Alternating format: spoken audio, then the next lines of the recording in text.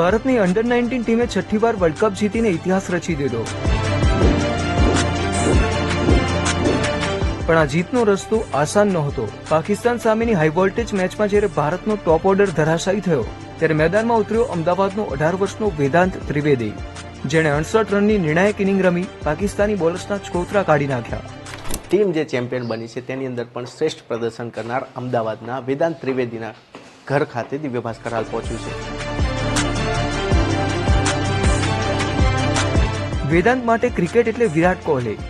જ્યારે પણ ટીવી પર કોહલી રમતો હોય ત્યારે વેદાંત હાથમાં બેટ લઈને તેના જેવો જ શોટ્સ મારવાની કોશિશ કરતો। તેની મહેનત એવી રંગ લાવી કે ખુદ ક્રિકેટના ભગવાન સચિન તેંડુલકરે તેને માર્ગદર્શન આપ્યું। કોહલી ત્યાં જેમ મેચની અંદર શોટ મારે ને એ એવો શોટ ની એ અહીંયા પ્રેક્ટિસ કરતો એ ટાઈપનું, અને સચિન સરે એમને જસ્ટ આ લેવલે પહોંચ્યા પછી કઈ રીતે તમે કામ રહી શકો અને મેચ જીતી શકો। જો કે વેદાંતના ક્રિકેટના કક્કાની શરૂઆત કોઈ મોટા મેદાનમાં નહીં પણ ઘરના હોલમાં સ્માઇલી બોલથી થઈ હતી। અત્યારે હું વેદાંત ત્રિવેદીના એ ઘરની બહારનો જે ભાગ છે ત્યાં ઊભો છું કે જ્યાંથી આ એ જ જગ્યા છે કે જ્યાંથી વેદાંત ત્રિવેદીએ ક્રિકેટના કક્કા શીખવાની શરૂઆત કરી હતી।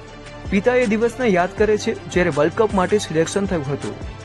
મને એકચ્યુઅલી વેદાંત આખો વિડિયો જોવા માટે ડાઉનલોડ કરો દિવ્ય ભાસ્કર એપ।